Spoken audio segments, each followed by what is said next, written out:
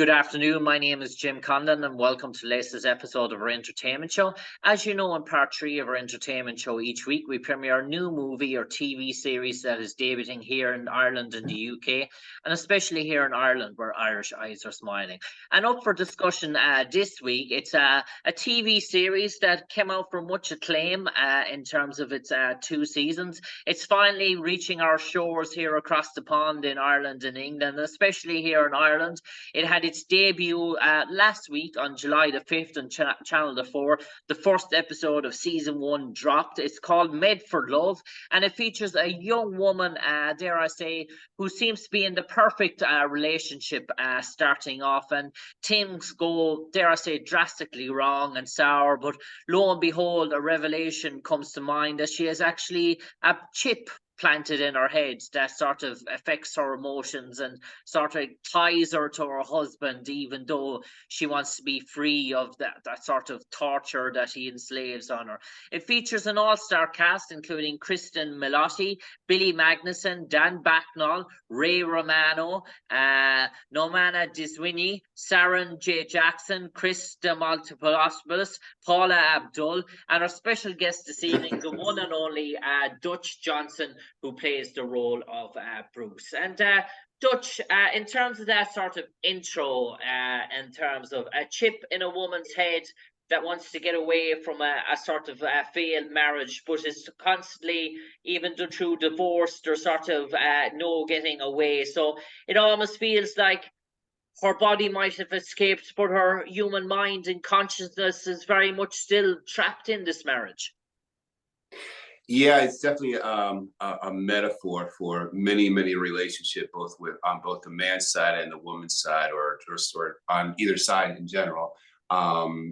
It's very well done piece in terms of like what it's like to be in a relationship, and like what you might get what you wish for sort of situation. Yeah. And it seems almost like we have this sort of perfect intro, and in terms of, it reminded me almost like the intro of the famous movie Double Jeopardy with Ashley Judd and Ashley Judd and Bruce Greenwood, in terms of, it seems like it's the perfect bliss, it's the perfect couple. He's a multimillionaire, she's his sort of darling wife, he's the guru of the tech sort of world, as sort of such. And then we have this sort of twist, this sort of pear-shaped conundrum, and when it goes wrong, it sort of goes drastically wrong, and we're in for a web of deceit, a web of sort of backstabbing, and it seems almost like his life isn't impacted, but her life hits the rocks in a deep way, in terms of everything she knows falls right from asunder. He pulls the plug, or pulls the carpet right away from underneath her feet. Yeah, actually, like that's a great reference, and it makes a lot of like sense in terms of like for what Made for Love was trying to convey. But definitely, like there's definitely similarities between the Bruce Greenwood character and the Brian Gogol character in terms of obsession and not really realizing just like they do realize. Bruce Greenwood definitely realized what he was doing, but Gogol doesn't realize the impact of his actions, of what he's like, basically. He's blowing up somebody's like life, and the other person doesn't even realize it. That's the other thing. It's like the other person on the other side, like they're now become a victim of these whims of these egomaniacs, for lack of a better word. I'm totally judging them, but like, yeah, that's exactly what's going on. And can you tell us about your character, Bruce? Where does he fit in? Does he fall on the side of Christine's character, or is he very much on the guru sort of tech world, one of those buddy two shoes? Oh, definitely the guru side, 100%. I don't want to give away some things that do develop it, like especially in the second season. But initially, Bruce is definitely pro Gogol, Brian Gogol, all the way. Like he would take a bullet or give a bullet to anybody that crosses, his man's path. So he's definitely like his right hand guy with the gun, or right-hand guy with just like a very cold look. Yeah, and what struck me about this TV series was I was researching is we have some Hollywood icons, dare I say it, in this movie. The great Ray Romano from Everybody Loves Raymond, and a really sort of favorite actress of mine. I haven't seen her on the TV screens for a while in the past, but she features in this the one and only, the great Paula Abdul. What was it like having Paula and Ray on set, and obviously Paula coming back into TV sort of series, and she had gone from that type of industry for a while. I never got to work with Paula, Okay. at all, just because like our characters didn't cross paths. But Ray Romano, I did get to work with him like a couple of times, and he is like, to watch him work, people don't realize just like how good he is at his job. There's this one setup, this one scene. I was outside. It was just a wonder watching take after take go through and discover things and move things around and come. Just the way his character was moving towards Byron. It's like when he's approaching the Brian Gogol character about investing. It's about an investment, an absolutely absurd investment. And just the way his approach was, like from take one to like, different setups and take 10. And it was just, it was a ultimate pleasure to me as an artist just to watch him work and just like take this little scene, this little bit, and just make an absolute meal out of it. In terms of everybody else, same exact thing. These guys, these were like A-game players. Cristin, that woman is just a wonder, because I've never worked with anybody that could express so much facial emotion and emote so much without doing anything at all. It's like she would just do these little ticks and these little movements with her face and just convey so much. And it was just like to watch like her playback was just an amazing thing. Things that you don't see from a distance, but you see close up. And she is just a wonder, an absolute wonder of the craft. Yeah. And I suppose, Dutch, in terms of the production now, in terms of the shooting of Made for Love, because we got a mixture of, say, the sci-fi world, the false reality world, and then obviously the real life world. So was it a mixture of block shooting in terms of offset and offshoot locations in terms of one or two episodes, and then an awful lot of the CGI sci-fi type effects was done in studio and sort of premises? And was the working week a mixture, and was most of your time, most of your scenes done in studio? It was a mixture. Like it's exactly what you said. Like in terms of some days there would be like we'd be working at the same studio, especially in season 2. But that scene I was just referencing with Ray Romano, like that scene was shot somewhere north of north of where I live in California, in the middle of the desert. It was literally the coldest day I've ever been in LA in my entire life. This is like 2 hours north. It was the outside shot of Ray's character's cabin. Fast forward to 2 weeks later, where we're on a studio in a climate controlled environment where we're doing the interior of the cabin.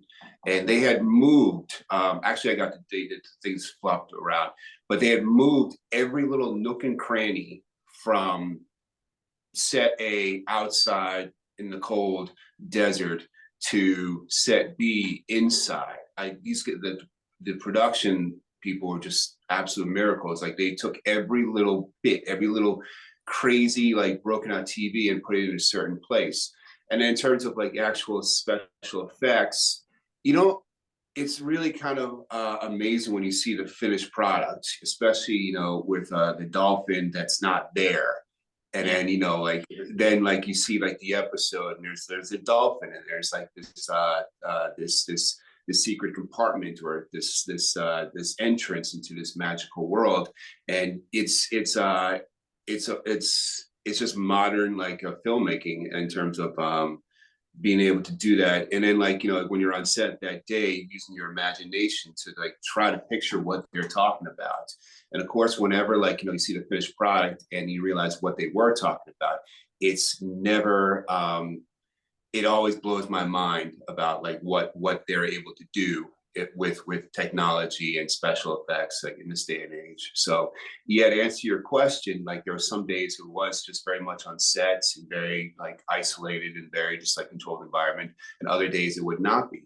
And I love that. I love like, you know, getting the calls, like I knew I was working the next day, but sometimes it would be like right here in Hollywood, and sometimes it'd be like in some other film location, and they put it together amazingly well.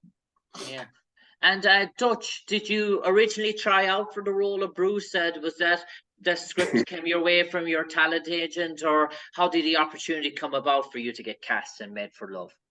Well, it was the classic, you know, you have an audition tomorrow for this character, and you know, it's for a new show, and like you know, you don't really know. You try to do your best research in terms of like when they send you the breakdowns, and the sides, you know, you see who the producer is and like, you know, what they've done in the past, and sort of try to guess what the tone is. But it was a classic audition situation, one in read for it. But then after I got done reading for it, and I thought it was a good read, I really liked this guy, and like the scene that they gave me was just like a lot of like nuance. I didn't hear from them for about like what was it, 2-3 months, and then all of a sudden they're like, "You got it." It was never even a callback or anything like that. It was just straight up. And then trying to figure out like what is the tone of this, what is you know, like, who is Bruce, who is this guy, because all they say is Bruce, you know, big guy, gun, da da da, X whatever. And then you sort of figure it out. You bring to the table what you've developed, and then when you're there you see the actual script and what he actually does do and say, and oftentimes it's really not that far away from what I had imagined anyway. So walking into this, it was honestly, it was kind of a dream job of just like, who is this guy, and watching all these other pros do their magic. And so it was a classic casting situation of like, here's like, you know, you have an audition tomorrow, here you go in. It was with Bright Daniels casting, and they brought me in for other things before, and I'm always happy brought in by the same casting people again and again. And then this time they were like, okay, great. Left 2 months later, you booked a job, and then go in for a fitting, black suit. And then first day, you know, here's your sides, and like, here's who you're working with. Okay. And you're like, all right, let's party, everybody. Yeah. And Dutch, in terms of Made for Love, obviously we have the two sort of lead characters played by Billy and Cristin. But what struck me was the sort of riveting storylines for the supporting actors. And obviously, when you're shooting 2 seasons and you've multiple episodes per season, the success of the show is not going to be based really solely around the lead characters. It's also going to be the supporting roles played, the storylines by the supporting cast as well. And how important was it? And one thing that struck me was the sort of riveting storylines for the supporting cast outside of Cristin and Billy, of course, who stole the show. Yeah, that was my first thoughts were with like Dan and Noma and their characters, like and just Herringbone, who's just this conniving little weasel who Dan played. Watching him work, I've actually worked with Dan before in the past, oddly enough. Like we have a history of like just happen to be like, hey Dan, what are you doing here working? What are you doing here, Dutch? Like we did a show called made Life in Pieces. And that was the first one I worked with them, and then I ended up working with them again. Dan Bakkedahl, I find there's an awful resemblance to Dave Kushner with him. He's the same sort of comedy, jovial type of character. Yeah, I mean, he's really good at that. And you know, we worked together on Veep, where you played a character that wasn't that far away. But on Made for Love, watching him and Noma, like they had a great relationship in terms of their characters of playing like Byron Gogel's, like, you know, like subordinates, and trying to keep up with his maniac ways. And like when they get sent out like to pasture or whatever it was, like that was just like watching them like just trying to survive. It's just awesome. As well as with the other characters. But the two that stuck out with me, what you said in terms of supporting characters, were those two. And also you watching Noma and Dan work together, those again are just absolute pros who absolutely, like, you could throw them anything and they'll run with it and just be masters of what they do. And Dutch, obviously, we're not going to give too much away, but as we said, the first episode has aired on July the 5th, and both seasons are dropping now on Channel 4. They're directly running concurrent after each other. So take us, where Made for Love, are we sort of delving, say, in a gradual progression, and then it sort of takes off, and when it takes off, it really sort of takes off? Or from the first episode, are we going, say, from bang right up to that sort of cliffhanger straight away? What do you mean? What cliffhanger in terms of? In terms of the marriage sort of hitting the rocks straight away, or does it seem like the perfect bliss for the first few episodes? It's, you know, it's, I'm not gonna say it goes over a cliff in terms of just like, but it definitely is. There's a collision that happens. Both in terms of like the first season and the second season, of just like things that you just will not see coming, at least in my opinion. And I give credit, like, of course, to the writers, you know, Alyssa and Christina, who would just absolutely deliver in terms of like curveballs, just absolute curveballs, where you think it's going to go one way and then it goes the other way, and then it goes right back to kind of how you thought it was going to go. So it just makes for a great storytelling, and like, you know, like not being able to predict like the next movement, and, you know, not being able to just say like, oh, it's going to go this way. This is the way the resolution is going to happen. It's like, no, and that's one of the greatest things about science fiction / romance / Black Mirror sort of situations, that it can go any which way that the writer wants it to, and doesn't even have to necessarily make sense in a way that a normal storyline would be, because you get to curve it, you get to, like, you know, bend the imagination a bit and see like what happens if we just throw this into it. Okay, why not? And I'm trying not to give away a lot of things that happen, especially like between in season 2. But I would say to the viewers, like, check it out. It definitely is not your normal romance science fiction. I don't even know what category this falls into exactly. It's just, I think it's a good parable for like modern relationships, and being careful what you wish for, because you might get it, and then some. And then also like to be careful what your significant other thinks and what they do, because they might be up to something. On that note, Dutch Johnson, thanks for joining us this evening to premiere Made for Love seasons 1 and 2, dropping here on Channel 4 here in Ireland on July the 5th.